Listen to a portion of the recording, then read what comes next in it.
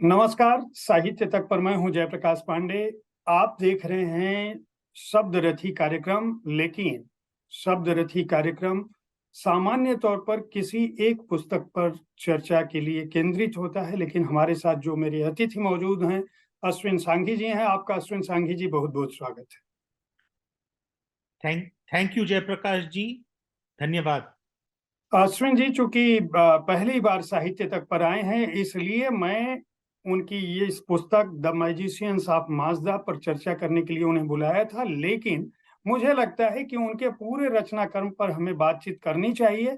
इसलिए शब्द रथी का यह कार्यक्रम, हमारी बातें मुलाकातें, जो मेरी सीरीज है जिसमें मैं वरिष्ठ लेखकों से उनके पूरे जीवन के रचना कर्म पर बात करता हूँ, उनकी पुस्तकों पर बात करता हूँ, उनकी तैयारी कैसे कैसे वो लेखक बने, कौन सी किताबें उन्हें प्रिय रही हैं, किन लोगों को पढ़कर वो बने, उसकी बातचीत करता हूं। तो अश्विन जी से हमारी यह मुलाकात बातें मुलाकातें की रहेगी। भले ही हमने शब्दरथी के लिए आपको बुलाया था, लेकिन आप हमारी इस बातचीत का आनंद उठाएं। और पहला सवाल मैं आपसे पूछता हूं।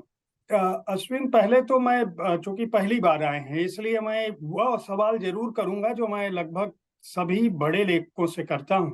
आपका जो जीवन का जो बचपन है, उसमें किताबें किस तरह से आई? क्योंकि हम सभी जानते हैं आप व्यावसायिक परिवार से रहे हैं और बड़े परिवार से रहे हैं। आपकी जो डिग्रियां हैं वो भी बहुत ज्यादा आतंकित करने वाली हैं, बड़े बड़े संस्थानों से बड़ी वाली डिग्री।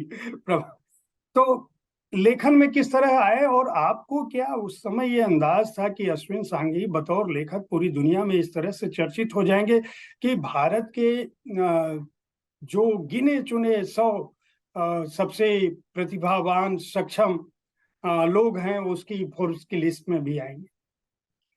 जयप्रकाश जी, मैं सही बात कहूं तो ये है कि भाई, जब तक मैं 35 साल का था तो मैंने कोशिश भी नहीं की कि मैं कुछ लिखने की कोशिश करूं। मेरे जहन में ये जरूर था कि मैं पढ़ना चाहता हूं। और वो भी अ, मेरा जो पारिवारिक अपब्रिंगिंग था, वो ये था कि मेरे पिताजी को हर वक्त लगता था कि भाई, ये तो धंधे में बैठेगा, गद्दी संभालेगा। तो ये कभी भी उनके माइंड में ये बात नहीं आई कि मैं कुछ बिल्कुल ही अलग रास्ते पे निकल जाऊंगा। मेरे जो नाना जी हैं वो कानपुर के थे, और उनको पढ़ने और लिखने का बड़ा शौक था। और वो उर्दू, संस्कृत, अंग्रेजी, फ्रेंच, मतलब कई लैंग्वेजेस में उनकी वो आज के तारीख पे अगर ऐसे जन का हमें विवरण करना हो तो आई वुड ओनली से कि वो बिल्कुल जिसे कहते हैं विद्वान थे, लेखक थे, विद्वान थे और पोइट थे।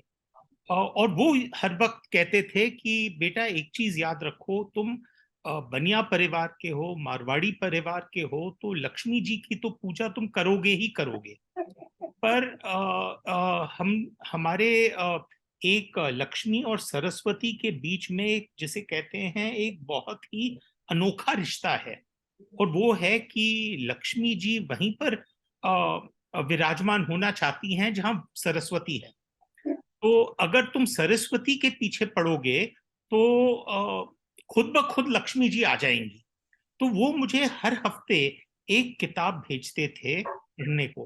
क्या अ, बात! और उनकी जिंदगी में उन्होंने मुझे 300 से ज्यादा किताबें भेजी, अलग अलग किस्म की किताबें। तो अगर मैं देखने जाऊं तो आपने मेरे डिग्रीज का जिक्र किया, पर मेरा जो एजुकेशन था वो डिग्री से नहीं आया। वो एजुकेशन, एक ही शब्द वो एजुकेशन को डिस्क्राइब कर सकता है, और वो है नाना जी। नाना जी के वजह से मैं जो उनकी बदौलत हूँ। देखिए कितनी बड़ी बात। अश्विन जिस समय मुझे ये बात कह रहे हैं, वो दुनिया के जाने माने लेखकों में शुमार होते हैं। न्यूयॉर्क टाइम्स ने भी वहाँ की जो बेस्ट सेलर सीरीज है उसमें भी आपकी कुछ किताबें आई हैं। और ढेर सारे अवार्ड मिले हैं लेखन के लिए। खास बात यह है कि जो पारिवारिक पृष्ठभूमि है उसमें लक्ष्मी जी का महत्व ज्यादा था, लेकिन जो मातृकुल था जिसमें नाना जी की बात कर रहे हैं, हर सप्ताह एक किताब, आप समझ सकते हैं कि किसी भी बच्चे के बचपन को किस तरह से गढ़ा जा सकता है और किताबें कितनी महत्वपूर्ण है। इसीलिए मैं बार बार ये कहता हूँ, बुक कैफे का कार्यक्रम और साहित्य तक बार बार इस बात पे जोर देता है कि आप और कुछ करें ना करें, किताबें जरूर पढ़ें, किताबें जरूर खरीदें, ये आपको ज्ञानवान बनाती हैं। और अश्विन इसके उदाहरण हैं कि इन्होंने जो पारिवारिक पृष्ठभूमि से जो व्यवसाय मिला था उससे इतर न केवल अपना बड़ा मुकाम बनाया, बल्कि कहीं से भी ऐसा नहीं है कि आपकी समृद्धि में किसी भी तरह का कोई अंतर आया हो। आपने व्यवसाय भले ही नहीं किया, लेकिन लेखन से आपको वह ख्याति मिली, वह सम्मान मिला, वह ज्ञान मिला। मैं ये जानना चाहूंगा, इसी से एक सवाल मेरे दिमाग में आया जब हम लोग बातचीत कर रहे थे। आपने कहा कि नाना जी ने हर हफ्ते किताबें भेजी, उसमें किस तरह की किताबें होती थी? क्योंकि जो आपका आख्यान है अभी जो आप लिखते हो, उसमें एक बहुत अलग तरह की कल्पनाएं होती हैं। मैं जब भारत सीरीज की जो दूसरी किताबें हैं उनका भी जिक्र करूंगा, लेकिन जब द मैजिशियंस ऑफ माजदा जब मैं पढ़ रहा था, तो जो आप अचानक से किसी भी व्यक्ति को उठा के किसी भी काल में ले जाते हो, और उस काल में वो लगता है कि आदमी आपके साथ साथ वहां पहुंच गया है और उसको जी रहा है। अगर आप समंदर की बात करते हो तो हम समंदर की लहरों पे, आप जब लुटेरों की बात करते हो तो लुटेरों की बात होती है, किसी मध्ययुगीन परिवेश में पहुंच जाते हो तो हम वहां पहुंच जाते हैं। वो किताबें कौन सी थी जिसने आपको इस तरह का शिल्प गढ़ने के लिए, मैं कहूंगा कि बुनियाद तो आपकी आप खुद मान रहे हैं कि नाना जी, जो मैं शिक्षित हूँ, केवल मेरी डिग्रियां नहीं हैं बल्कि वो किताबें हैं जो नाना जी से मिली थी। तो जयप्रकाश जी, नाना जी की आदत थी कि वो खुद जो है अपने खुद के लाइब्रेरी में से बड़े जिसे कहते हैं बारीकी से चुन के किताबें भेजते थे। तो जैसे मुझे याद है कि मैं शायद 12 या 13 साल का था जब उन्होंने मुझे एक किताब भेजी, autobiography of a yogi by Paramahansa Yogananda. ओहो। मैं आपको झूठ नहीं बोल सकता, कई सालों तक मैं नाना जी को झूठ बोलता रहा कि मैंने पढ़ ली है। क्योंकि जब मैंने कोशिश की उस किताब को पढ़ने की, तो पहले 2 या 3 साल मैं सिर्फ जिसे कहते हैं कुछ पन्नों को पढ़ के और फिर उसको नीचे रख लेता था। मेरे ख्याल से जब मैं 14 या 15 साल का था तब मैंने पहली बार उस किताब को पूरी तरह से पढ़ा। पर फिर भी मेरे जहन में उसके जो अलग अलग मीनिंग्स थे, मुझे आज मैं 53 का हो गया हूं और इस किताब को मैंने करीब 15-16 बार पढ़ ली होगी अब। और आज भी मैं कह सकता हूं कि मैं उसको पूरी तरह से समझा नहीं। वैसे ही नाना जी के एक दूसरी किताब थी, Mahabharata retold by Raja Gopalachari.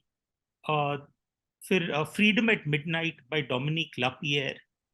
Then Tale of Two Cities by Charles Dickens. तो मतलब कभी वो क्लासिक्स भेजते थे, कभी वो हिस्टोरिकल किताबें भेजते थे। मुझे याद है कि उन्होंने मुझे इंग्लिश फिक्शन में सलमान रश्दी की मिडनाइट्स चिल्ड्रन भेजी थी और उससे मैं बहुत ज्यादा प्रभावित हुआ था। पर एक चीज आप जरा ध्यान रखिएगा, और ये मैं आपके व्यूअर्स के लिए कह रहा हूं कि जो कंटेंट था नाना जी की किताबों में वो मुझे प्रभावित जरूर कर रहा था, पर जो स्टाइल था वो कहीं और से आ रहा था। क्योंकि मेरी जो मदर है उनको भी पढ़ने का बड़ा शौक था, पर वो सिर्फ जिसे कहते हैं फास्ट पेस्ड थ्रिलर फिक्शन पढ़ती थी।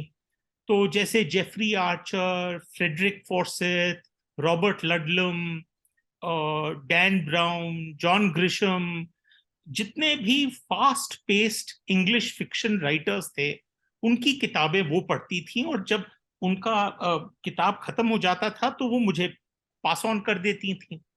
तो सब्सटेंस जो है, कंटेंट जो है, फिलॉसफी का, हिस्ट्री का, ज्योग्राफी का, एंथ्रोपोलॉजी का, साइंस का, वो जितना भी कंटेंट था, सब्सटेंस था, वो मुझे नानाजी से मिल रहा था। और जो स्टाइल था, जो लिखने का तरीका था, वो मुझे मेरी मदर की किताबों से मैं प्रभावित हो रहा था। तो इसे इन दोनों का जो मिश्रण है, वो आप देखने को, अगर आप रियली मेरे किताबों को पढ़ें, जैसे मैजिशियंस ऑफ माजदा, तो आप देखेंगे कि वो दोनों जो नदियां हैं, उनका जो मिश्रण हुआ है, संगम जो हुआ है, वो मेरी राइटिंग में हुआ है। देखिए, मैं ये सवाल जो यही एक अच्छे लेखक और मुझे लगता है कि आपने जिस किताब की बात की उस किताब का जो असर है योगी परमहंस जी का, आ, वो किताब अपने आप में अद्भुत है। और निश्चित रूप से आपने दोनों बातें, मैं अगला सवाल पूछने ही जा वाला था, यही पूछता कि आपकी लेखन शैली पे किसका प्रभाव पड़ा। आपने उस बात को कह दिया और शायद आप उस मर्म को समझ पाए कि क्लासिक और पॉपुलर के बीच जो चीज है वह ही आपकी किताबों को आज उस रूप में ले जाती है जहां कल्पना साथ छोड़ने लगती है। हम सोचते हैं हर पन्ने पे कि अच्छा आगे क्या होने वाला है। वो जो आपका जो यूएसपी है अश्विन की किताबों की, वह यहाँ से आती है और वही आपको। जयप्रकाश जी, मैंने कई कई बार लोग मुझसे पूछते हैं कि तुम्हें किस प्रकार की किताबों का शौक है। अगर आपको चॉइस दिया जाए कि भाई कोई सी भी किताब आप पिकअप कर लो, तो आप कैसी किताब पिकअप करोगे? और मेरा उसमें जो वो जो प्रश्न है, उसका जो मेरा जवाब है, वो ये है कि किताब ऐसी होनी चाहिए जहां आपको पन्नों को पलटने की जरूरत पड़े नहीं, वो पन्ने खुद ब खुद पलट जाए। तो मेरी जो हर जब जब मैं अपने एडिटर से भी पूछता हूं, जब मैन्यूस्क्रिप्ट भेजता हूं अपने एडिटिंग के लिए, मैं ये नहीं पूछता हूं कि ये शब्द करेक्ट है या इसका ग्रामर करेक्ट है या कुछ भी। मैं पहला सवाल जो पूछता हूं कि भाई, did you turn the page और did the page turn by ये इटसेल्फ? बस बहुत सही। मैं ये बताइए कि ये तो बैकग्राउंड हो गया, बचपन हमने जान लिया, आपके ऊपर किताबों का असर जो हुआ वह जान लिया। आपके दिमाग में, आपने खुद कहा कि 35 साल तक मेरे दिमाग में ये नहीं था कि मैं लिखूंगा, लिखना चाहता हूँ, लेखक बनूंगा, ऐसा दिमाग में नहीं आया। बिल्कुल। पिताजी का अलग प्रभाव था, दबाव था काम को लेकर। माताजी की किताबों के संस्कार अलग थे, उन्होंने आपको पॉपुलर साहित्य जो भी लिटरेचर है उससे अवगत करा दिया, पूरे वेस्टर्न वर्ल्ड को आपने उससे जान लिया जो पॉपुलर लिटरेचर है। नाना जी का एक अलग तरह का क्लासिक जिसमें स्पिरिचुअलिटी भी थी, फिलॉसफी भी थी, हिस्ट्री भी थी, सब कुछ आपको मिल रहा था। ये सारी चीजें, ज्ञान तो इकट्ठा हो गया, साथ में डिग्रियां भी चल रही थी आपकी। ये कब आया दिमाग में कि मुझे, मैं अब लिखना शुरू करता हूँ? पहली किताब आपकी कैसे आई और फिर भारत सीरीज दिमाग में कैसे आया? तो ये जो सिलसिला था, ये शुरू हुआ करीब 2002 में। मैं बहुत सालों बाद पहुंचा श्रीनगर।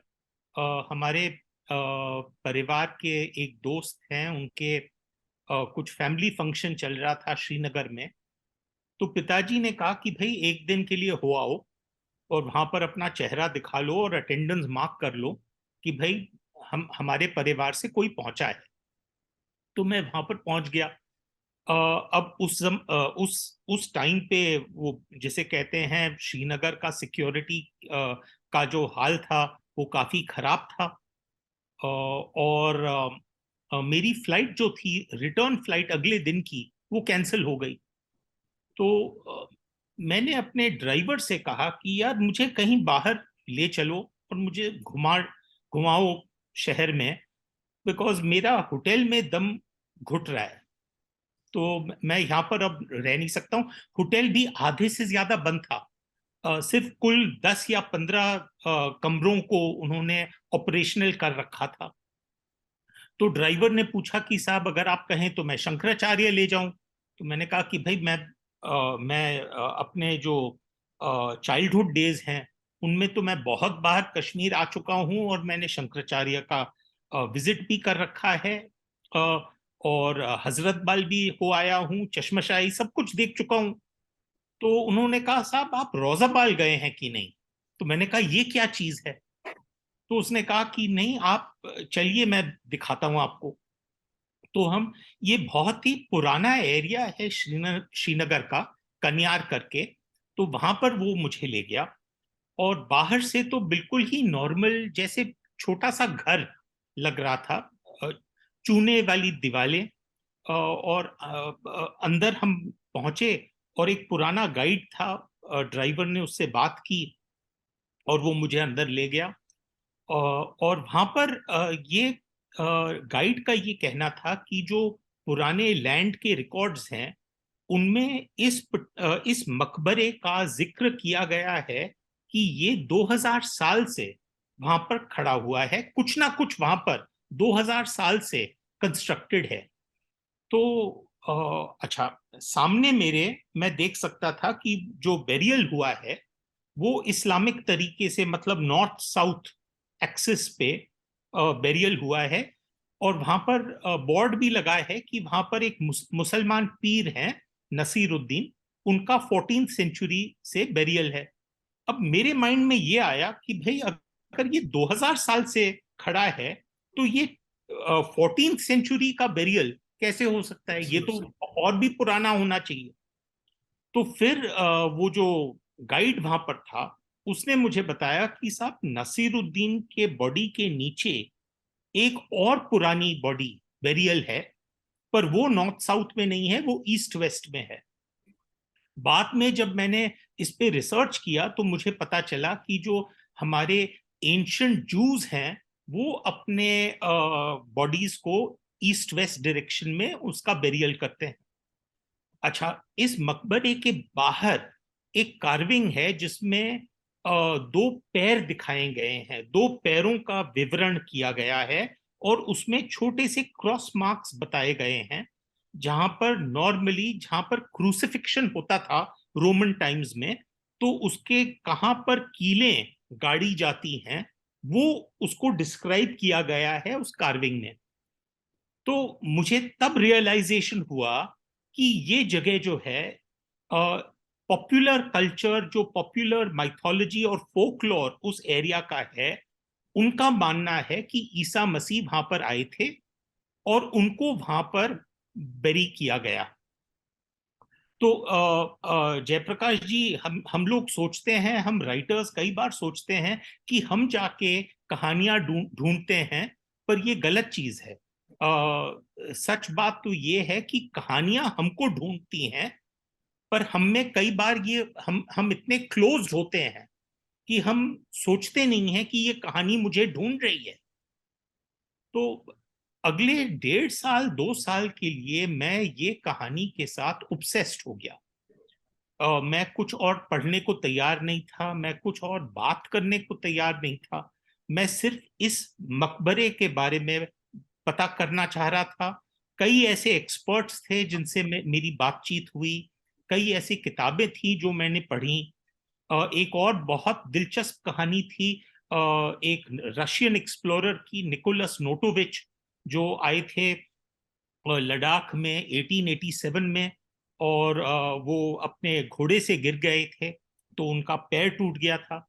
तो वहां पर वो हेमिस के मोनेस्ट्री में पहुंचे, और वहां पर जो लामा थे उन्होंने उनको एक बहुत ही पुरानी किताब दिखाई, जिसमें जिक्र किया गया था एक बच्चे का, जो वहां पर 13 वर्ष की उम्र पे पहुंचा, और वहां पर अगले 17 साल तक बुद्धिज्म सीखा। जो बुद्धिस्ट मास्टर्स थे वहां पर, उनके अंडर उनकी पढ़ाई हुई। तो ये भी बहुत ही दिलचस्प कहानी थी क्योंकि वो टाइन करती है जीसस क्राइस्ट की कहानी से। तो ये हुआ कि इवेंचुअली मेरी जो वाइफ हैं उन्होंने कहा, अनुशिका, अनुशिका ने मुझसे कहा कि भाई तुमसे तो बातचीत करना बहुत मुश्किल हो गया है। अगर तुम कोई भी कोई भी बात अगर छेड़े तो तुम उस रोजाबाल के बारे में जाके घूम फिर के तुम रोजाबाल पे पहुंच जाते हो। तो उसी ने सजेशन दिया कि भाई तुम इस पे कुछ लिख लो, ताकि ये जो कीड़ा है तुम में ये निकले। तो मैंने एक थीसिस लिखने की कोशिश की जयप्रकाश जी, कि मैंने क्या क्या रिसर्च किया है और वो रिसर्च में कनेक्शंस और सिमिलैरिटीज कहाँ दिख रही हैं। और ये 40 पन्ने का रिसर्च पेपर मैंने लिखा। पर जिन जिन जिन को मैंने पढ़ाया उन्होंने कहा कि भाई ये तो बहुत बोरिंग है, कोई नहीं इसको पढ़ेगा। तो इसी वजह से मैंने फिर सोचा कि भाई इसको नॉवेल बना दूं, इसको कहानी बना दूं, और तब इसको प्रस्तुत करूं लोगों के सामने। तो इसी बहाने फिर रोजाबाल लाइन मैंने लिखना शुरू किया, और वो मैं 2005 में मैं लिख चुका था। फिर 2005 से 2007 तक मैं पब्लिशर ढूंढता रहा, और फिर फाइनली मैंने सेल्फ पब्लिश इसको किया 2007 में। और फाइनली रोजाबाल लाइन इंडिया में पब्लिश हुआ 2008 में, जब फाइनली मुझे पब्लिशर मिल गया। तो ये कहानी वहां 2002 से शुरू होती है। और जैसे मैंने कहा, ये बिल्कुल एक्सीडेंट था, बाय चांस था। उस दौरान जो 4 साल आपने पब्लिशर लिखने के बाद जो आपकी पब्लिशर की तलाश थी और आपने फिर प्रकाशित किया, पहली किताब तो आ गई। किताब के आने तक तो पता नहीं रहा होगा कि मैं अश्विन सांघी हो जाऊंगा, कि बिल्कुल लोग मेरा नाम लेंगे और मैं पूरी दुनिया मास्टर स्टोरी टेलर कहा जाऊंगा। जयप्रकाश जी, मैं इतना डरा हुआ था कि फैमिली क्या सोचेगी, कि जब मैंने इस किताब को सेल्फ पब्लिश किया 2007 में, सेल्फ पब्लिशिंग का दौर शुरू नहीं हुआ था, नहीं हुआ था। अमेजॉन का किंडल भी नहीं आया था, और सेल्फ पब्लिशिंग के लिए गिने चुने एक या दो कंपनीज अमेरिका में फंक्शन कर रही थी। तो मैंने ये किताब अमेरिका में पब्लिश की, सेल्फ पब्लिश की।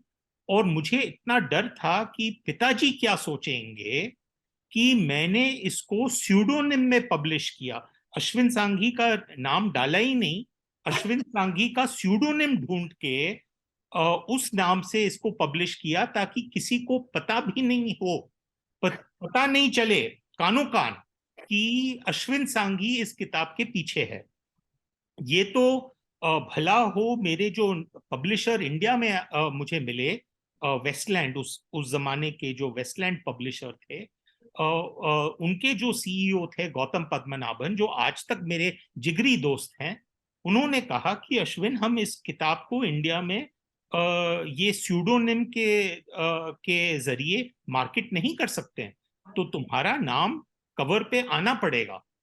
तो मैं कई बार जोक करता हूँ, मजाक करता हूँ कि जो कई लोग कहते हैं ना कि आपके नॉवेल्स में कई सारे मर्डर्स होते हैं, तो मैं ये मजाक करता हूँ कि जो पहला मर्डर हुआ वो ये मिस्टर जो शॉन हेगन्स हैं, जो स्यूडोनिम थे, उनका मर्डर हुआ, और अश्विन सांघी का पुनर्जन्म हुआ। नहीं, अगर अगर पब्लिशर इंसिस्ट नहीं करते तो मैं तो तरीके ढूंढने की कोशिश कर रहा था कि मैं छिपा रहूं। अच्छा, जब किताब इतनी, मैं आज आज अगर हम उस चीज को भूल जाएं और आज की बात करें, तो आज परिवार क्या सोचता है आपके लेखन को लेकर? नहीं, देखिए, अब 14-15 साल निकल चुके हैं। और जब मैं पहली बार, जब मैं फादर के सामने गया और किताब लेके गया और मैंने कहा कि देखिए मैंने ये लिखी है, तो मैं उनके आंखों में थोड़ा सा डर देख सकता था कि भाई, उनके माइंड में ये था कि भाई देखो, मैंने पूरी जिंदगी निकाल ली इसको ट्रेन करने में, इसको एमबीए करवाने में, लाखों रुपए खर्च हो गए, और ये पता नहीं कल कल को खादी का कुर्ता लेके और झोला लेके चप्पल पहन के ये लेखक बन जाए। तो मैं देख सकता था कि उनके माइंड में क्या चल रहा है। तो मैंने उनसे ये बात कही कि देखिए, कई साल लग जाएंगे जब तक मेरे रॉयल्टी के चेक आएंगे। अभी तो ये भी मालूम नहीं है कि कितनी किताबें बिकेंगी, और अगर बेस्ट सेलर भी हो गई तो वो रॉयल्टी से मैं अपना घर चला पाऊंगा? तो मुझे अच्छा लगे या बुरा लगे, मुझे काम तो करना पड़ेगा। और इसीलिए जब नए लेखक और जो बच्चे हैं वो आके मुझसे कहते हैं कि हम लिखना चाहते हैं और हम अपना जॉब गिव अप करना चाहते हैं, मैं पहली चीज उनसे कहता हूं कि अपना जॉब गिव अप मत करो, क्योंकि तुम लिख नहीं पाओगे अगर तुम्हारे पेट में भूख है। लिखने के लिए अब जो जो नॉर्मल इनकम है उसको गिव अप मत करो, क्योंकि लिखाई तो ऐसी चीज है जो तुम रात को भी कर सकते हो, अर्ली मॉर्निंग को भी कर सकते हो। तो मैं पार्ट टाइम काम करता गया फादर के साथ, जो हमारे फैमिली बिजनेस है उसमें मैं काम करता गया। और एक्चुअली जयप्रकाश जी, रोजाबाल लाइन बेस्ट सेलर बनी, बट इतनी बड़ी बेस्ट सेलर नहीं बनी। बट जब दूसरी किताब निकली चाणक्य चांट, मैं उसी पर आ रहा था, मैं पूछने जा रहा था कि उसका हाँ सब्जेक्ट आपको कैसे दिमाग में आया, क्योंकि पहली किताब तो चलिए सारे स्ट्रगल के बीच हाँ, आ गई। तो जब दूसरी किताब चाणक्य चांट निकली तो देखिए, मैं ऐसे फैमिली में था जहां मैं बाहर जाता था और मैं कहता था कि मैं महेंद्र सांघी का बेटा हूं। पर ये हुआ बाद में कि लोगों ने मेरे पिताजी से पूछना शुरू किया कि आप अश्विन सांघी से रिलेटेड कैसे हो। तो फिर आई थिंक फैमिली को ये लगा कि हाँ, इसने कुछ किया है, मतलब कुछ अचीवमेंट हुआ है। और उनका फिर पूरी तरीके से सपोर्ट रहा। तो चाणक्य चांट का जो इंस्पिरेशन है वो 2009 में मुझे आया। और वो था कि हमारे जो जनरल इलेक्शंस थे वो हुए थे और यूपीए 2 की सरकार वो इलेक्शन में जीत चुकी थी। और मैं देख रहा था, मैं शायद दिल्ली में बैठा था जयप्रकाश जी, एयरपोर्ट में। और एयरपोर्ट में वो टीवी स्क्रीन्स लगे रहते हैं, तो वो टीवी स्क्रीन पे वो वीडियो प्ले हो रहा था जहां पर शायद करुणानिधि जी दिल्ली पहुंचे थे। उनके वो उनका वो बहुत वो फैंसी वाला वैन था जिसमें वो ऑटोमेटिक चेयर बाहर निकलता है, और मतलब वो सोनिया गांधी के घर शायद पहुंचे थे। और सोनिया गांधी और राहुल गांधी उनको शॉल पहना रहे थे, और मतलब वो सब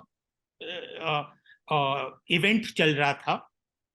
पर जब मैं बॉम्बे पहुंचा तो मैं अपने ब्लैकबेरी पे देख रहा था, उस जमाने में आईफोन तो था नहीं, वो ब्लैकबेरी था। तो ब्लैकबेरी पे देख देख रहा था न्यूज, और उसपे मैंने देखा कि करुणानिधि जी वापस चेन्नई चले गए हैं, और काफी गुस्से में, क्योंकि उनको जो कैबिनेट पोस्ट चाहिए थे डीएमके के लिए वो मिले नहीं। तो मैं सोच रहा था कि यार, पॉलिटिक्स जो है ये इतनी कंफ्यूजिंग पॉलिटिक्स है। इतने हफ्ते निकल गए इलेक्शन को और अभी तक सरकार बनी नहीं। तो क्या पॉलिटिक्स हर जमाने में ऐसा ही था?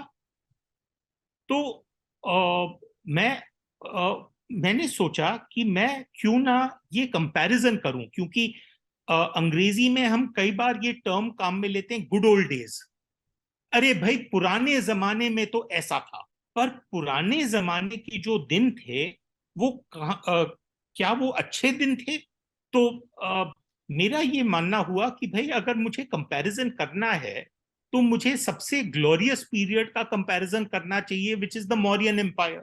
और उसमें उसमें जो मिसाल हमको मिलता है वो है चंद्रगुप्त मौर्य और कौटिल्य का। तो ये मेरे मन में आया कि आज के जमाने में अगर कौटिल्य होते और अगर आज का मेसी पॉलिटिक्स वो देखते तो उसको कैसे सुधारते। तो मेरे माइंड में ये आया कि भाई, अगर मैं एक कैरेक्टर को ऐसा डेवलप करूं जो आज का मॉडर्न कौटिल्य है, तो ये कैरेक्टर उभर के मेरे सामने आया गंगा सागर मिश्रा। और पंडित गंगा सागर मिश्रा को मैंने ये पूरी, जिसे कहते हैं, मॉडर्न कहानी बना दी। और पैरेलल में वो पुरानी कहानी चाणक्य वाली चल रही है उस किताब में। द कृष्णा की। सो द कृष्णा की वो कुछ कुछ और ही। मैं एक चीज बताऊं हाँ अश्विन जी, कि हम लोगों ने बातचीत शुरू की थी शब्दरथी के लिए, हाँ। लेकिन हमारी बातचीत का रुख जो है वो बातें मुलाकातें जो हमारा कार्यक्रम है उस तरफ मुड़ गया है। अच्छा। और हम एक तरह से आपकी पूरी जो लेखन प्रक्रिया है और आपकी जो किताबें हैं उस पर इसलिए विस्तार से बात कर रहे हैं कि लोग जो भी इस किताब को उठाए, जो नई हाँ जी। किताब है द मैजिशियंस ऑफ माजदा, उसके साथ-साथ अगर आप पहले की सीरीज की किताबों को उठाएँगे तो आपको ज़्यादा बिल्कुल। मज़ा आएगा। आपको पता चलेगा कि किस तरह से अश्विन की लेख की प्रक्रिया में लगातार एक तरह से कहेंगे कि जादूगरी बढ़ती रही है। तो आते हैं कृष्णा की। कृष्णा की का ये हुआ सिलसिला, जो मैं किसी के बर्थडे पार्टी पे गया हुआ था, और वो रात का समय था, और काफी जिसे कहते हैं काफी विस्की वगैरह चल रहा था। और एक जनाब थे वहां पर, जयप्रकाश जी, जिन्होंने कुछ ज्यादा ही पी रखी थी। तो उन्होंने करीब, पता नहीं, शायद दो तीन दो तीन विस्कीज लगा रखी थी, शायद ज्यादा ही लगा रखा होगा। पर उन्होंने मुझसे कहा कि तुम्हें मालूम नहीं है, पर मैंने विष्णु जी के जो अंतिम अवतार हैं, कल्कि, मैंने उनको देखा है। तो मैं उस वक्त तो समझ नहीं पाया कि ये मतलब नशे में हैं, या ये मतलब बहुत सीरियसली मुझे ये चीज बता रहे हैं, और ये होश में है या होश में नहीं है। और सच बोलने जाऊं तो मैंने भी थोड़ी बहुत विस्की लगा रखी थी। तो मतलब ये जो पूरा एनालिसिस था, ये अगले अगले मॉर्निंग में ही हुआ कि हुँ, भाई उसने क्या कहा और क्यों कहा। तो मेरे एक आपको मालूम ही होगा कि भारत सीरीज में कई ऐसी कहानियां हैं जिनमें मुझे रिसर्च करना पड़ता है, और मैं संस्कृत पढ़ नहीं सकता हूँ, तो मुझे कई दूसरे लोगों की हेल्प और मदद लेनी पड़ती है। तो मेरे एक ऐसे स्कॉलर हैं चंडीगढ़ में, तो मैंने उनको फोन लगाया और मैंने कहा, यार ये ऐसी ऐसी बात हुई, तो इसका रिसर्च मैं कहाँ से शुरू करूं। तो उन्होंने कहा, अश्विन, मेरे पास एक अंग्रेजी ट्रांसलेशन कल्कि पुराण का पड़ा हुआ है, तो मैं अभी भेज रहा हूं तुमको वो उसका पीडीएफ, तो जरा पढ़ लो, और फिर तुमको आइडिया हो जाएगा कि भाई इस कहानी में कुछ ऐसी चीजें हैं जिसे तुम आगे डेवलप कर सकते हो या नहीं डेवलप कर सकते हो। तो मैंने कल की पुराण तो उसी दिन पढ़ ली, छोटी सी तो किताब है। जी। पर मैं इतना फैसिनेटेड हो गया, मैं बिल्कुल जिसे कहते हैं, जिस तरह से मैं रोजाबाल में जाके वहां पर बिल्कुल ही वो कहानी ने मुझे जकड़ लिया था, वो का वो हाल हुआ कृष्णा की में। और मैंने ये डिसाइड कर लिया कि आज के जमाने में अगर कोई ऐसा बंदा हो जो समझे कि मैं कल्कि हूं, और मैं जो ड्यूटी कल्कि को करना है, जो कर्तव्य का पालन कल्कि को करना है, वो कल्कि का कर्तव्य मैं किसी ना किसी हाल में इसको पूरा करूंगा। तो उसका जो इम्पैक्ट होगा वो क्या होगा। तो कृष्णा की is genuinely a murder thriller. It is a murder thriller, but उसमें जो पूरे हमारा जो इंस्पिरेशन है महाभारत का, और मेरा जेन्युइनली मानना है कि हमारे जो एपिक्स हैं, हम उसको गलत तरीके से उसका प्रयोग करके उसे कहते हैं कि वो माइथोलॉजी है। वो माइथोलॉजी नहीं है, वो इतिहास है। और कई जेनरेशन्स ने उस इतिहास पे अपना खुद का जिसे कहते हैं वर्जन ऑफ इवेंट्स ऐड कर लिया। इसीलिए उस पे इतने लेयर्स हो गए हैं कि हमारे पास 300 वर्जन्स हैं रामायण के। तो हम अब नहीं समझ नहीं पा रहे हैं कि इसमें सच क्या है और इसमें फैंटेसी कहाँ है, फैक्ट कहाँ है, फिक्शन कहाँ है। वो का वो है महाभारत में। पर आप मुझे ये बताइए जयप्रकाश जी, कि ऐसा कोई इवेंट हुआ होगा और ऐसे कोई ग्रेट हस्तियां हिस्ट्री में होंगी जिनकी वजह से एक एक ऐसा एपिक था जिसका नाम था जया, जो करीब 25,000 वर्सेस का था, जो ऋषि व्यास को एट्रीब्यूट किया जाता है।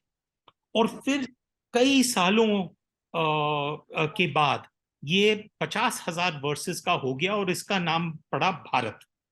और फिर इसकी साइज वापस डबल हो गई और उसका नाम पड़ गया महाभारत।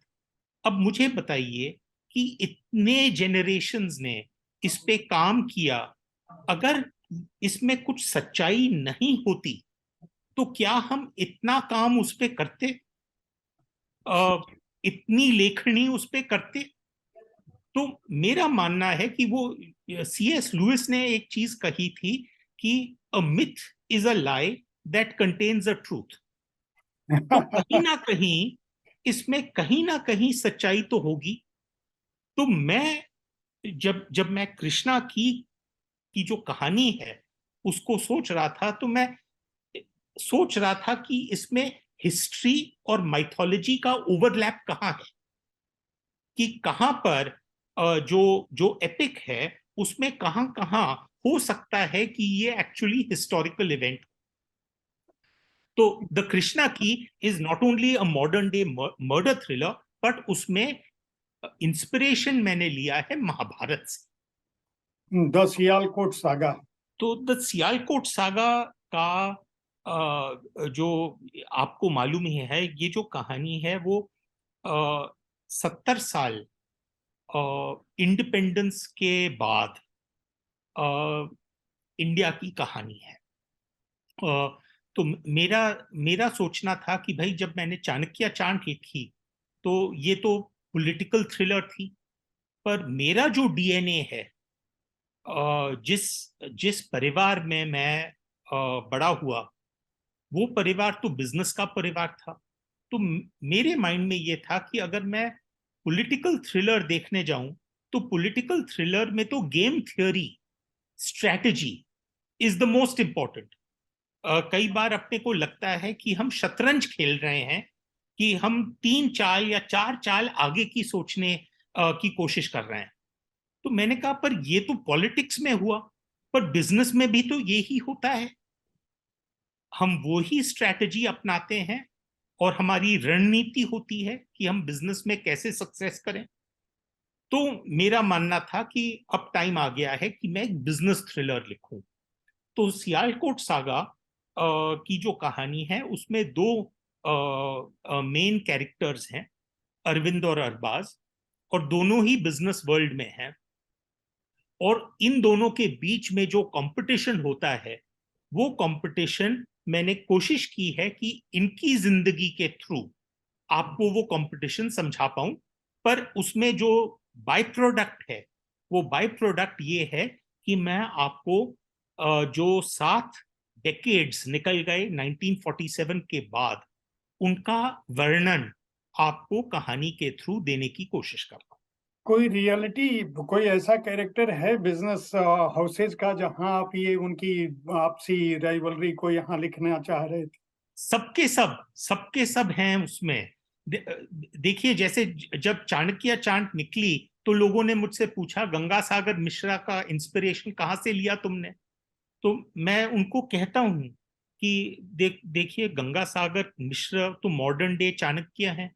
और अगर मैं चाणक्य नीति देखने जाऊं तो अटल बिहारी जी में थी, नरसिम्हा राव जी में थी, मायावती में थी, लालू प्रसाद में है, कई कई ऐसे लोग हैं आज। और चाणक्य चांट तो लिखी गई 2010 के पहले, तो इसका मतलब है कि मोदी और अमित शाह का दौर शुरू नहीं हुआ था। पर मेरा मानना यह है कि मैंने अलग अलग जो ट्रेट्स हैं, जो कैरेक्टर ट्रेट्स हैं, मैंने अलग अलग पॉलिटिशियन से लेके उनको जोड़ के गंगा सागर मिश्रा का कैरेक्टर क्रिएट किया। वो का वो हुआ सियालकोट सागा में। कहीं पर धीरू भाई अंबानी का इंस्पिरेशन है उसमें, कहीं पर जीडी बिरला का इंस्पिरेशन है उसमें, कहीं पर राहुल बजाज का इंस्पिरेशन है उसमें। तो अलग अलग बिजनेस कैरेक्टर्स के अलग अलग कैरेक्टर ट्रेट्स को मैंने जिसे कहते हैं जोड़ के मेरे अरविंद और अरबाज को पैदा किया। मैं अगला सवाल अगली किताब पर आऊं उससे पहले बीच में एक सवाल मेरे दिमाग में आया कि क्या अमित शाह और नरेंद्र मोदी जी की जो जोड़ी है और जो अभी अडानी का जो साम्राज्य है, इसको लेके कोई चीज दिमाग में आ रही है कि मैं कोई किताब आने वाली कल में लिखने वाला हूं? तो इसको मैं क्या कहूं, पॉलिटिकल थ्रिलर या बिजनेस थ्रिलर या पॉलिटिको बिजनेस थ्रिलर? अश्विन तो प्रयोग करने के लिए, मतलब आपकी तो लेखनी में वो कौशल है। और अभी आप जिस तरह से अपने को, एक तरह से मैं कहूंगा कि आपकी जितनी भी किताबें हैं इतनी वाइड रेंज में हैं। आप भले ही आपने अभी जिस तरह से कह दिया वो क्राइम थ्रिलर है, बिना पढ़े उसको समझ में नहीं आएगा। अतीत को वर्तमान से जोड़ने की जो महारत आपको हासिल है, और माँ सरस्वती की आपके ऊपर अपार कृपा है इस समय, तो वो आपको कुछ भी लिखवा देगी। आप जिस विषय को आप चाहोगे कि मुझे दोनों को जोड़ के लिखना है तो आप जोड़ के लिख सकते हो। मैं ये पूछ रहा हूँ कुछ ऐसा प्लान आने वाली किताबों का थोड़ा सा सूत्र तो मिल जाए मुझे। नहीं, अभी फिलहाल प्लान तो नहीं है। अ, मेरे मेरी जो जिसे कहते हैं लाइफ की जो मुसीबत है जयप्रकाश जी, कि मेरे आइडियाज बहुत ज्यादा हैं और वो आइडियाज का मैं नोट करते रहता हूँ। अपने डायरी में, इलेक्ट्रॉनिक डायरी है मेरी, तो उसमें मैं आइडियाज का नोटेशन करते रहता हूँ। तो जब भी मुझे नई किताब लिखनी होती है तो मैं वो आइडिया बैंक में चले जाता हूँ, और उसमें इतने सारे होते हैं कि उनमें चूज करना कि कौन सा स्टोरी आइडिया ऐसा है जो अगले 2 साल तक मैं इस पे रिसर्च भी कर पाऊंगा, प्लॉटिंग भी कर पाऊंगा, लिखाई भी कर पाऊंगा, एडिटिंग भी कर पाऊंगा, और मैं बोर नहीं होऊंगा। तो उसको चूज करना बहुत ही मुश्किल और बहुत ही कठिन प्रयोग टास्क होता है। तो मेरा आज के तारीख पे अगर मैं देखने जाऊं तो इस इस जिंदगी में जितने स्टोरी आइडियाज मेरे पास अभी मेरे डायरी में हैं, मैं उनको एक जिंदगी में नहीं लिख पाऊंगा, मुझे मालूम है। तो कई बार मैं मजाक करता हूं कि मुझे कुछ ऐसे कर्म करने पड़ेंगे कि मैं बार बार वापस इसी जाल में वापस पैदा हूं, ताकि मेरे वो जो पुराने वाले आइडियाज हैं उनको भी मैं लिख पाऊं, कि मेरा जन्म बार बार हो, क्योंकि इस एक जन्म में तो मैं सारे स्टोरी आइडियाज कवर नहीं कर पाऊंगा। क्या बात है, क्या बात है। अब हम लोग अगली किताब पे चलते हैं, कीपर्स ऑफ द कालचक्र। अ, ये अपने आप में बहुत ही अलग डायमेंशंस वाली बहुत ही अलग किताब, है। बहुत ही देखिए, अलग। मैं तो साइंटिस्ट हूं नहीं, और मेरा जो एजुकेशन है, मतलब 10वीं तक थोड़ा बहुत साइंस और मैथमेटिक्स किया, पर उसके बाद तो मैं इकोनॉमिक्स का स्टूडेंट रहा। तो ये मेरे माइंड में आया एक एक ये कि हो सकता है कि जब हमारे जो ऋषि और मुनि कई बार अ, आकाश में देख रहे होते, और वो उनके माइंड में क्या चलता होगा, और हो सकता है कि आज के जो साइंटिस्ट हैं वो अ, अपने लेबोरेटरी में जो एक्सपेरिमेंट कर रहे हैं, वो हो सकता है कि हमारे ऋषि मुनियों ने इंट्यूटिवली उसको समझ लिया हो। तो ये देखिए, एक डिस्टिंक्शन है बिटवीन ऑब्जर्वेशन एंड इंट्यूशन। पर मेरा मानना है कि कई ऐसी चीजें हैं, जैसे हमारे एक बहुत ही इंटरेस्टिंग स्टोरी है रेवती की, जो जी। कहानी है, हम्म। जिसमें रेवती बलराम की। बिल्कुल जिनमें वो ब्रह्मा के पास पहुंचते जी हैं, जी। जी जी। और फिर ब्रह्मा उनको एक्सप्लेन करते हैं कि भाई, जितने क्षण में तुम यहाँ पर रुके हो, उतने क्षण में तो कई सदियां निकल चुकी हैं, है कि नहीं? वो क्योंकि एग्जैक्टली कहते हैं कि 32 चतुर्युग बीत चुका होता है और एक चतुर्युग बिल्कुल 4 करोड़ 32 लाख साल का है। बिल्कुल। तो मतलब पहली बार हम देखते हैं कि हमारे एंशियंट टेक्स्ट्स में रेफरेंस है रिलेटिविटी ऑफ टाइम का, कि जो टाइम हमको पृथ्वी पे एक्सपीरियंस और महसूस होता है वो स्पेस टाइम से अलग है। तो मेरा जिसे कहते हैं एनालिसिस शुरू हुआ कि कई ऐसी चीजें होंगी जो हमारे एंशंट लोगों ने सोच लिया होगा। तो मेरे एक दोस्त हैं जो आईआईटी के इंजीनियर हैं, और मैंने कहा कि यार ये जो क्वांटम थियोरी है, ये क्वांटम थियोरी मुझे लगती है इसमें कई चीजों में रिजेम्बलेंस है क्वांटम थियोरी और हमारे जो ऋषि मुनिया सोच रहे थे उस टाइम पे। जैसे for example the concept of maya, माया और इल्यूजन। जी। और आप देखने जाइए तो क्वांटम थियोरी हमको ये बता रही है कि जो पार्टिकल है वो वेव बन सकता है और वेव पार्टिकल बन सकता है। तो इसमें एक्चुअली दी क्वांटम थियोरी में ये कॉन्सेप्ट है ऑब्जर्वर एंड ऑब्जर्व्ड, कि जो ऑब्जर्व्ड है उसका कोई वैल्यू है ही नहीं जब तक ऑब्जर्वर नहीं हो। Which means in other words कि मैं अपने रियलिटी को क्रिएट करता हूं। और मुझे लगा कि ये तो बिल्कुल ही जिसे कहते हैं माया जाल वाला साहब। डिस्क्रिप्शन हो गया, विवरण हो गया। तो बट हर स्टोरी के लिए एक ट्रिगर होता है जयप्रकाश जी। मेरा ट्रिगर ये था कि मुझे रात को एक सपना आया, बहुत ही भयंकर सपना आया। और मुझे अब याद नहीं है कि वो सपना क्या था, पर मैं सुबह 3 बजे होंगे, मैं उठा और मैं देख रहा था कि मैं मेरे शरीर में इतना जिसे कहते हैं पर्सपिरेशन हो गया था, मैं गीला हो गया था। तो चेंज किया और मैंने उसी वक्त नोट कर लिया कि ये हुआ है। अगले दिन सुबह मैं अपनी वाइफ से डिस्कस कर रहा था और मैं कह रहा था कि भाई वो सपना इतना रियल था कि मुझे लगा कि मेरी रियलिटी उस सपने में है।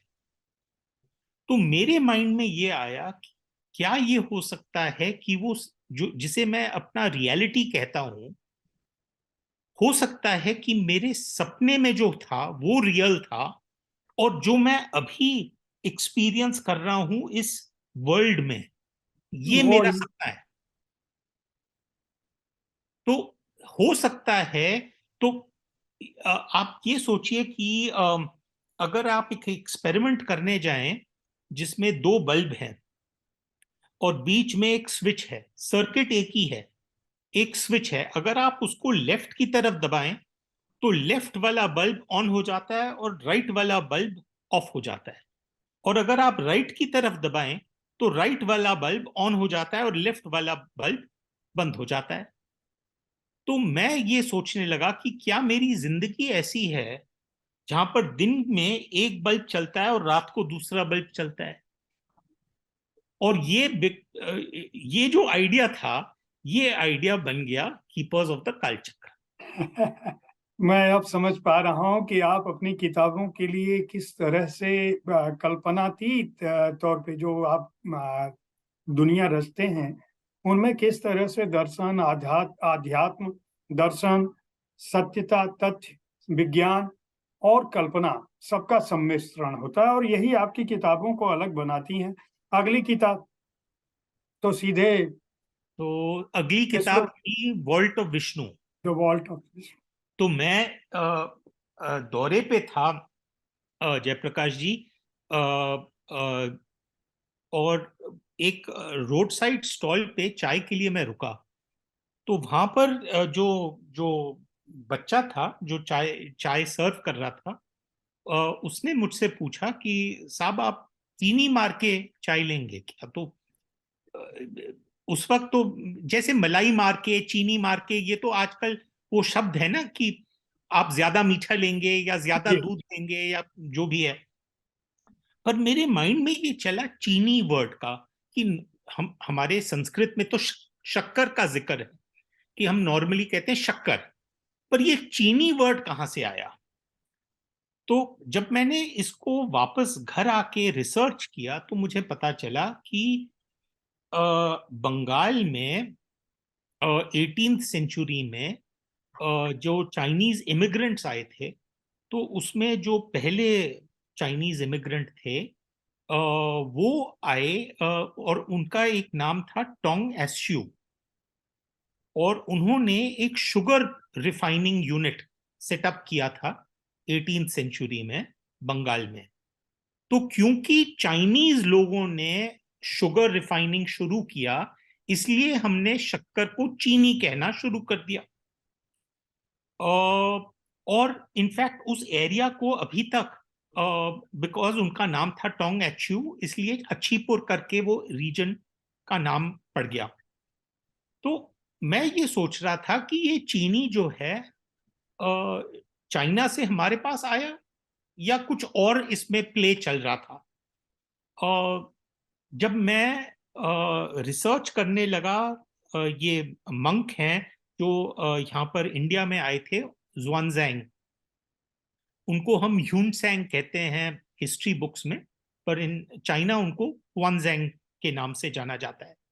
तो हुआनजैंग जब अपना डिस्क्रिप्शन दे रहे हैं 7th सेंचुरी का, तो वो डिस्क्राइब करते हैं कि उन्होंने ये छोटे छोटे टॉफी खाए जो गन्ने के रस से बने थे, और उनको बहुत अच्छा लगा, और वो कलेक्ट करके अपने खुद के एम्परर के लिए, जो टैंग डायनेस्टी के एम्परर हैं, उनके लिए ले गए। तो मैं ये सोच रहा था कि भाई ऐसी चीज उनको बिल्कुल अजीब लगी, क्योंकि उन्होंने तब तक कोई भी मीठी टॉफी खाई नहीं थी। तो क्या ये हो सकता है कि चीनी हमसे टेक्नोलॉजी लेके वो गए, और वो टेक्नोलॉजी वापस 18th सेंचुरी में हमारे पास आई? तो क्या ऐसी चीजें थीं जो इंडिया और चाइना के बीच में मूवमेंट हुआ? फिर एक और कहानी उभर के आई, वो थी बोधि धर्म की। बोधि धर्म का जिक्र चाइना में, आज आप अगर आप इंडिया में किसी बच्चे से पूछो कि बोधि धर्म कौन है, उनको ज्यादातर मालूम नहीं है कि बोधि धर्म एक मंक थे। पर अगर आप शाओलिन मोनेस्ट्री में चाइना में जाइए, तो बिल्कुल एंट्रेंस पे एक स्टैचू लगा है जहां पर नाम लिखा है बोधि धर्म, कि ये इंडियन प्रिंस थे, ब्राह्मण प्रिंस थे, जो इंडिया से आए, और उन्होंने योगा और मेडिटेशन और एक्सरसाइज, कई किस्म के एक्सरसाइजेस हमारे लोगों को सिखाया, और उसी से उभर के आया एक नया फॉर्म ऑफ मार्शल आर्ट्स जिसका नाम है कुंफू। तो हमें आइडिया भी नहीं है कि भाई जो कुंफू का जो जिसे कहते हैं जो नींव है, वो इंडियन ने जाके चाइना में डाला था। तो ये मेरे माइंड में था कि इतने सारे एक्सचेंजेस हुए, बुद्धिज्म चाइना पहुंचता ही नहीं बिना इंडिया के। तो ऐसे जो एक्सचेंजेस थे, अगर उनको हम डिस्क्राइब करना चाह रहे हैं through the format of a thriller, तो हम इसको कैसे डिस्क्राइब करें? तो vault of Vishnu is basically, और मैं इसके रिसर्च के लिए कई बार चाइना होके आया, क्योंकि कई चीजें ऐसी थीं जो मैं बिना विजिट किए मुझे कॉन्फिडेंस नहीं हो रहा था कि मैं उनका जिक्र कर पाऊंगा और लिख पाऊंगा। पर vault of Vishnu is basically an Indo China story which describes what the exchanges इन इन दो जिसे कहते हैं बहुत ही बड़े नेशंस के बीच में जो एंशिएंट एक्सचेंजेस हुए, उन पे बेस्ड एक मॉडर्न डे थ्रिलर है। आप ये बताइए कि इतना सारा काम करने के दौरान दो आपके क्राइम फिक्शन भी आए थे जो न्यूयॉर्क टाइम्स में छपे। इसके अलावा 13 स्टेप्स सीरीज भी आपने बहुत सारी लिखी हैं, बिल्कुल। और जिनमें luck, wealth, marks, health, parenting पे हैं, और इन पे 13 स्टेप्स भी आप बताते हैं। ये इतना सारा समय और इतना प्रचुर, जब आप इतने बड़े उपन्यास लिख रहे होते हैं जिनका कथानक कई सदियों में फैला हुआ होता है, कई कॉन्टिनेंट में फैला हुआ होता है, उसी बीच आप नए मतलब ये स्टेप्स भी बताते हैं जो एक तरह से मोटिवेशनल कहेंगे या इंस्पिरेशनल कहें, लोगों को प्रेरक है कि उन पे चल के अगर उनको अपने जीवन में अपनाएं तो उनकी जिंदगी बदल सकती है। इनके बारे में कैसे आपने सोचा? पॉपुलर हो गए, एस्टेब्लिश हो गए, अश्विन को लोग जान गए, अश्विन के नाम पे किताबें बिकेंगी, अश्विन ने ये किताबें लिख दी।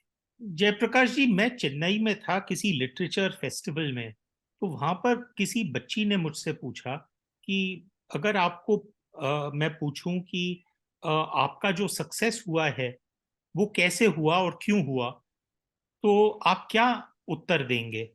तो मैंने उसको सही उत्तर यही दिया कि भाई, जो भी कहता है कि मैंने बहुत ही ज्यादा परिश्रम की और कहता है कि भाई मैंने सब कुछ देख लिया था और मैंने प्लानिंग इतनी अच्छी की थी, वो भूल रहा है कि लक का उसके फॉर्मूला में कितना बड़ा योगदान था। तो लक, मेरा मानना है कि हम भूल जाते हैं कि हम कितने लकी हैं। तो वो लड़की जो थी वो बाहर आ गई वहां पर ऑडिटोरियम से जब मैं निकला, और उसने कहा कि अश्विन जी, अगर लक का ही सब, ये जो पूरा खेल है लक का खेल है, तो मैं अपने घर में बैठ के टीवी पूरे दिन देखूं और मैं वेट करूंगी कि मेरा लक हो जाएगा। अब मेरे जो पब्लिशर थे वो मेरे सामने खड़े हुए थे, वो हंसना शुरू कर दिए। उन्होंने कहा कि देखो, ये एक कहानी की आइडिया उसने दे दी है कि तुम एक्सप्लेन करो कि अगर तुम कह रहे हो कि तुम्हारे जिंदगी में लक ने बहुत ही महत्वपूर्ण योगदान। रोल हम्म। निभाया है, तो जरा इसको एक्सप्लेन करो। तो मुझे याद है जयप्रकाश जी, कि जब मेरे रिजेक्शंस लेफ्ट राइट सेंटर आ रहे थे रोजबाल लाइन के, तो हमारे परिवार के एक पंजाबी दोस्त थे जो आके कई बार बैठते थे परिवार के साथ। तो उन्होंने देखा कि मैं डिप्रेस्ड लग रहा हूँ, तो उन्होंने कहा कि भाई बेटा, क्या क्या मामला है? मैंने कहा कि भाई रिजेक्शंस बहुत आ रहे हैं।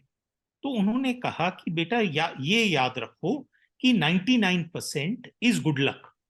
तो मैंने पूछा, बट अंकल, 1% का तो कुछ होगा, management, resources, time management, network, कुछ ना कुछ तो 1% होगा।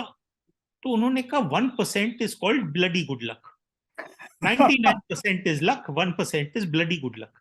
सो मैंने ये सोचा कि मैं एक्सप्लेन करूं कि ये 1% ब्लडी गुड लक क्या होता है, और जो ब्लडी गुड लक वाले होते हैं वो क्या करते हैं उस 1% ब्लडी गुड लक को अट्रैक्ट करने के लिए। क्या तो बात। इसी बहाने वो पहली किताब निकल गई, 13 steps to bloody good luck. अब उसमें हमारा आइडिया ये नहीं था कि हम इसको सीरीज बनाएंगे। हमने कुछ शायद 5-10 हजार किताबें छापी थी, और वो निकल गई महीने भर में। तो वापस दूसरा प्रिंट रन शुरू हुआ, तीसरा प्रिंट रन शुरू हुआ, और 2 साल के अंदर अंदर 1 लाख 1.5 लाख निकल गई थी कॉपीज। तब मेरे पब्लिशर वापस आए और उन्होंने कहा कि भाई, अगर ये किताब इतनी सक्सेसफुल हो गई, तो इसका मतलब हुआ कि लोग एक्सप्लेनेशन चाह रहे हैं कि कई ऐसे टॉपिक्स होते हैं जो लोग समझ नहीं पाते हैं, उसको कैसे डीमिस्टिफाई किया जाए, उसमें से मिस्ट्री कैसे निकाली जाए। तो फिर ये हुआ कि भाई, अलग अलग टॉपिक्स अपन ढूंढें, और उन टॉपिक्स में कौन एक्सपर्ट है उसके साथ कोलैबोरेशन करें, और फिर अश्विन जो कहानीकार है, तो अश्विन को इन्वॉल्व करें ताकि वो कहानी उभर के आए। तो इस बहाने वो 13 स्टेप्स का सीरीज बन गया। बहुत अच्छी बात। अब हम आ जाते हैं जिस किताब के चलते हमारी आज की चर्चा संभव हो पाई, जो आपकी एकदम नई किताब है, और जिसको पढ़ के मुझे भी लगा कि आप कहाँ कहाँ घुमा रहे हैं हमें, पूरा मध्य युग से लेके। और इसकी शुरुआत बहुत ही इंटरेस्टिंग अंदाज में की है आपने, पुस्तक खत्म भी उसी टोन में होती है। ये आइडिया दिमाग में कहाँ से आया? और इसकी कहानी थोड़ी सी, क्योंकि बिना पढ़े तो आपको समझ में नहीं आएगा। हम लोगों की जो बातचीत है वो 10 मिनट की है, इस किताब पर बहुत होगा। अश्विन जी 5 मिनट आपको बताएंगे। तो किताब जरूर खरीदें। और अश्विन जी की किताबें हिंदी में भी आती रही हैं। अंग्रेजी भी कोई इतनी कठिन नहीं है कि आप पढ़ नहीं सको। आप पढ़ोगे पूरा, आपको लगेगा कि मैं कोई जैसे कि बहुत ही इंटरेस्टिंग उपन्यास होता है। सबसे बड़ी बात यह है कि अश्विन जी अपनी कहानी की शुरुआत में भी आपको इस तरह से बांध देते हैं कि जो वो कह रहे हैं ना कि मेरी हर किताब में ये होता है कि किताब पन्ने अपने आप पढ़वाते चले जाते हैं, तो आपको यही लगेगा। तो इसकी कहानी संक्षेप में बताएं ताकि लोगों को क्यूरियोसिटी हो कि खरीदें। 2014 या 15 में जयप्रकाश जी, ये हम मेरे मेरे जो रोल मॉडल हैं थ्रिलर वर्ल्ड में, डैन ब्राउन, वो आए थे इंडिया। और जिस प्रकार आप और मेरी चर्चा हो रही है, वैसे ही उनके पब्लिशर ने मुझसे रिक्वेस्ट की थी कि भाई वो एनसीपीए में बम्बई में उनका फंक्शन होगा, तो आप 40 मिनट के लिए Q&A उनके साथ कीजिए। तो आई अग्रीड ऑब्वियसली। इतना अपॉर्चुनिटी था कि मैं डैन ब्राउन के साथ बैठ के बातचीत कर रहा हूं। फिर शाम को उन्होंने पूछा, जब एक बार इवेंट हो गया, उन्होंने कहा, अश्विन तुम खाने के लिए क्या कर रहे हो? I said no, we'll have dinner together. तो हम चले गए डिनर के लिए। वो डिनर जो 1 घंटे का डिनर नॉर्मली होता है, वो 4-5 घंटे लंबा हो गया। जब तक हम उठे, दो दो बज चुके थे सुबह के। फिर मैंने सोचा कि भाई आज तो अब डैन ब्राउन जी अब निकल जाएंगे। इतने में ये हुआ, करीब 11 बजे 12 बजे उन्होंने फोन किया और कहा कि भाई मेरे पास 2-3 घंटे हैं बंबई में, तो मैं सोच रहा था कि अगर एक या दो ऐसी जगह तुम मुझे ले चलो जो दिलचस्प हो। तो मैंने कहा, अब मैं इनको कहाँ ले जाऊं, बंबई टूरिस्ट सिटी तो है नहीं। तो मैंने उनसे पूछा कि भाई मतलब आपका कुछ इंटरेस्ट है? तो उन्होंने ये मुझसे कहा कि तुम मुझे जानते हो, because you have read all my books. तुम सोचो कि मुझे एक्साइट कौन सी जगह करेगी। तो मैं सोच सोच में पड़ गया, बहुत उलझन में पड़ गया कि मैं कहाँ ले जाऊं इनको। फिर मुझे ये रियलाइजेशन हुआ कि नहीं, ये डूंगरवाड़ी जगह जो है, टावर ऑफ साइलेंस, जो पारसी लोगों की टावर ऑफ साइलेंस है, जहां पर वो डेड को ले जाते हैं ताकि चील उनको खा के, उनका मांस खा के उनको डिस्पोज कर सकें। तो मैंने सोचा कि ये ऐसी चीज है जो इन्होंने कभी देखी नहीं होगी, तो मैं इनको ले चलूं। तो हम लोग वहां पर टावर ऑफ साइलेंस में पहुंच गए। वहां पर आपको मालूम ही होगा कि नॉन पारसी लोग सिर्फ एक हद तक पहुंच सकते हैं, उसके बियॉन्ड वहां पर जा नहीं सकते हैं, उनको परमिशन नहीं है। तो वहां पर एक पुराने जो पारसी पादरी थे, वो हमें मिले और उन्होंने हमको एक मॉडल दिखाया और दिखाया कि भाई ऐसे ऐसे ये टेक्नोलॉजी चलती है और डिस्पोजल का सिस्टम ये है। तो मतलब करीब घंटे घंटे भर तक हम लोग वहां पर थे और मैं देख सकता था कि डैन ब्राउन के आंखों में चमक थी कि यार ये कैसी जगह है। तो हम निकल आए वहां से। और इनफैक्ट उस जमाने में 2014 में मैं एक्चुअली जेम्स पैटरसन के साथ एक किताब लिख रहा था, प्राइवेट इंडिया। तो उसमें एक सीन है जिसमें एक फाइट होता है, फाइट टू द फिनिश जिसे कहते हैं, वो टावर ऑफ साइलेंस में होता है। क्योंकि उस वक्त मेरे माइंड में वो चल रहा था। पर मेरे माइंड में ये भी था कि मुझे पारसी कम्युनिटी पे एक किताब कभी ना कभी लिखनी है। तो ये हुआ करीब 2 या 3 साल बाद। मैं किसी फ्लाइट पे बैठा था और वहां पर मेरे पास बैठे थे बमन ईरानी। तो बातचीत शुरू हो गई और मैंने ये टॉपिक छेड़ लिया उनके साथ कि भाई मैं गया था टावर ऑफ साइलेंस और डैन ब्राउन के साथ गया था और ये बात हुई। तो उन्होंने कहा कि अश्विन, आपने ये किस्सा, ये संजान पढ़ा है कि नहीं?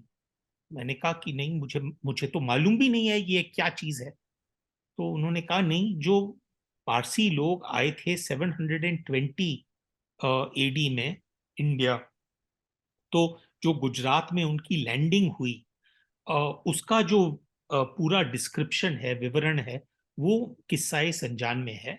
तो मैं ये नहीं कह सकता हूं कि वो प्योरली हिस्टोरिकल है, पर आपका जो शुरुआत है इस कहानी का, वो किस्सा संजान में ही आप पाओगे।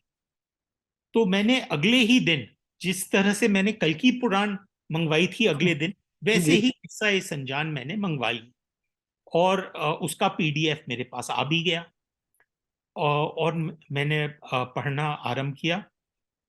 और जयप्रकाश जी, मुझे शाम तक पता चल गया था कि इसमें अब कहानी है, क्योंकि महाभारत में रेफरेंस है, एक रेफरेंस है पर्सिका का, कि जो लोग west of the Indus, west of the Indus, जो सिंधु के वेस्ट साइड पे रहते थे, उनको, उनका जिक्र परासिका जो शब्द है वो महाभारत में है।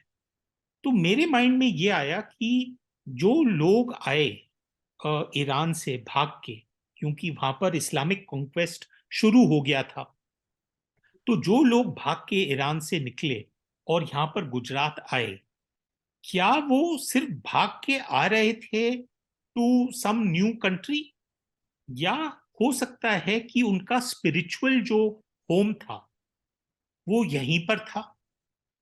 क्या ये नहीं हो सकता?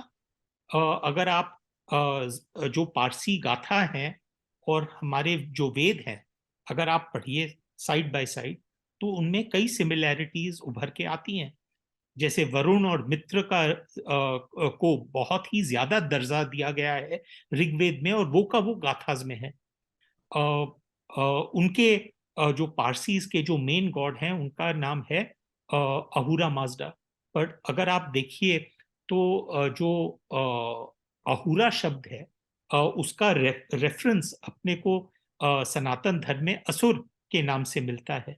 तो असुर और अहूरा और दैवा और देवा, तो ये कॉमनैलिटी उभर के निकलती है। अगर आप गौ का देखिए, हमारे धर्म में तो हम तो गौ माता को पूछते हैं, पर पारसी लोग जो हैं उस वो भी गौ को सीक्रेट मानते हैं। आप यज्ञ या यज्ञ या यस्न, सब में कॉमनैलिटी है कि भाई हम अग्नि के जरिए हम देवताओं तक पहुंचने की कोशिश कर रहे हैं। आप ये जो वर्ड है उनके पारसी प्रीस्ट्स का, मैजाए, जो जारातुस्ट्रा के बाद जो प्रीस्टली क्लास ईरान में उभर के आई, उनको नाम दिया गया मैजाए। और उसी से हमको अंग्रेजी शब्द जो है मजिशियन, वो मैजाए वर्ड से ही आता है। पर मैजाए वर्ड का रूट कहाँ है? वो मैजाए वर्ड का जो रूट है वो एक्चुअली आता है हमको मेगस से, और मेगस का रूट है माघा। और माघा का अगर आप देखिए तो ऋग्वेद में इंद्र भगवान को माघावान कहा जाता है। जो ग्रेट पर्सनैलिटी होते हैं, जिनके पास ग्रेट पावर्स होते हैं, उनको माघा कहा जाता है। तो कई ऐसे कॉमनैलिटीज निकल के आए। तो मेरा मानना था कि नहीं, इसमें जो कहानी हमको बताई गई है कि ये 8th सेंचुरी में हमारे पास आए, हो सकता है कि ये कहानी एक्चुअली अधूरी है। ये कहानी की शुरुआत जो है वो 8th सेंचुरी से नहीं, पर कई सालों पहले, कई सदियों पहले इसकी शुरुआत है। तो जो मजिशियंस ऑफ माजदा है, अगर आप देखेंगे तो जिस प्रकार से वो लिखी गई है, वो बैकवर्ड स्टोरी है। मतलब कि आज के जमाने की स्टोरी, फिर आप जाते हैं थोड़े पीछे कि ब्रिटिश के जमाने की स्टोरी, फिर आप और पीछे जाते हैं तो 8th सेंचुरी में पारसी अराइवल की स्टोरी, फिर आप और पीछे जाते हैं तो ईरान में इस्लामिक कॉन्क्वेस्ट की स्टोरी, फिर आप और पीछे जाते हैं तो सैसेनियन एम्पायर की स्टोरी, आप थोड़ा और डिग करके पीछे जाते हैं तो जारातुस्ट्रा की कहानी, और फिर और डीप में जाते हैं तो आपको रियलाइजेशन होता है कि जारातुस्ट्रा का ओरिजिन का स्टोरी कहाँ है। वो मैं आपको बताने वाला नहीं हूं, क्योंकि आपको तो मालूम ही है, पर मैं व्यूअर्स को नहीं बता सकता हूं। नहीं नहीं, उनको किताब खरीदनी चाहिए। हम लोगों का पर्पज और उद्देश्य यही है कि आप किताबें खरीदें, पढ़ें। मनोरंजन के साथ साथ आपको ज्ञान भी बढ़ेगा, आपको अपने इतिहास का भी भान होगा, अपने वर्तमान का भी भान होगा और अपने अतीत का भी। सबसे बड़ी बात यह है कि किताब उठाने के बाद आप इसे छोड़ नहीं सकते, इसलिए जरूर खरीदें। आपसे बातचीत करके बहुत अच्छा लगा। अगला प्रोजेक्ट क्या है? तो जयप्रकाश जी, मैं आइडिया तो आपको बता नहीं सकता हूँ। नहीं, आइडिया नहीं जानना है, किताब तो कब तक आ रही है मैं ये पूछ रहा तो हूँ। दो हाँ, तो 2004 मेरा तो 2 साल का गैप रहता है किताबों के बीच। भारत सीरीज के जो किताबें हैं, अगर आप देखने जाइए तो मेरी 7 किताबें निकली हैं करीब 14 या 15 साल में। तो एवरेज 2 साल। तो ये 2022 अप्रैल में ये किताब निकली थी। आई थी। तो जी। आप दो दो साल का आंकड़ा उस पे जोड़ दीजिए। 2024 में अगली किताब निकल आएगी। उसकी कहानी की जो स्टोरी है, वो ऑलरेडी मेरे जहन में है। उसका जो रिसर्च होना है वो अभी जारी है। और मेरा मानना है कि शायद अगले साल करीब फरवरी या मार्च तक मैं उसकी लिखाई शुरू कर दूंगा। चलिए, अ, तो बहुत सारी शुभकामनाएं। बहुत जल्दी किताब आए और हम पढ़ें। भारतीय भाषाओं में भी आपकी किताबें आती रहें। कुछ किताबें मैंने हिंदी में देखी है, ये भी हिंदी में कब आ रही है? तो क्या हुआ कि मेरी जो किताबें थी सब वेस्टलैंड के पब्लिशर्स के साथ थी, और आपको मालूम ही है कि वेस्टलैंड उसके बाद बंद हो गई। तो अब ये सारी किताबें अब हार्पर कॉलिंस में चली गई हैं। हार्पर कॉलिंस ने अब सारी अंग्रेजी किताबें तो वापस पब्लिश कर दी हैं। अब जो मेरी पहली 5 किताबें हैं उनका हिंदी ट्रांसलेशन तो हो चुका था वेस्टलैंड के टाइम पे ही। तो अब वो उनको वापस रीपब्लिश किया जा रहा है। और वॉल्ट ऑफ विष्णु और मैजिशियंस ऑफ माजदा, इन दोनों का जो अनुवाद है वो खत्म हो चुका है। और मेरा मानना है कि अगले साल करीब फरवरी मार्च तक ये दोनों किताबें भी पब्लिश हो जाएंगी चलिए, हिंदी। बहुत सारी शुभकामनाएं हिंदी के लोगों। आप ये समझ लो, ये मत समझना कि अश्विन जी जो है अपनी किताबें केवल अंग्रेजी में लिखते हैं। उनके प्रकाशक हमेशा ये चाहते हैं कि वो हर भाषा में पढ़े जाएं, इसलिए हिंदी में भी किताबें आती हैं। आप लोग इस पुस्तक को जरूर खरीदें, पढ़ें और सारी ही किताबें खरीदें। आपको समझ में आ गया होगा, हम लोगों ने जो चर्चा की है वह इतना विस्तार से इसीलिए की कि आपको केवल अश्विन जी के लेखन कर्म के बारे में ही जानकारी न मिले, बल्कि उनकी जो महत्वपूर्ण किताबें हैं उनके बारे में भी विस्तार से जानकारी मिल सके। और सबसे बड़ी बात यह है कि कोई भी व्यक्ति किस तरह से वह अपने वर्तमान में आता है, कैसे पहुंचता है, उसके बारे में भी आपको बहुत सारी बातें मिलनी। हमसे बात करने के लिए बहुत बहुत धन्यवाद। हम चाहेंगे कि जल्द ही हम लोग फिर बातचीत करें। धन्यवाद जयप्रकाश जी। ये जो आज की जो हमारी चर्चा हुई, ये कुछ ज्यादा ही लंबी हो गई। शायद ओरिजिनली इरादा ये था कि हम शायद आधे घंटे 1 घंटे के लिए बात करेंगे। पर इतना जिसे कहते हैं आनंद आया आपसे बातचीत करके कि मतलब टाइम का ध्यान नहीं रहा। और मेरा मानना है कि ऐसे चर्चाओं में कई बार ये होता है कि मन होता है कि ये बात करते जाओ। तो वो वाला हाल है मेरा आज, जहां पर मुझे लगा ही नहीं कि मैं इंटरव्यू में बैठा हूं। बस लगा जैसे कोई हम दोनों लिविंग रूम में बैठ के बातचीत कर रहे हैं। और बहुत ही आनंद आया। सो थैंक यू, धन्यवाद आपका। बहुत बहुत धन्यवाद आपका।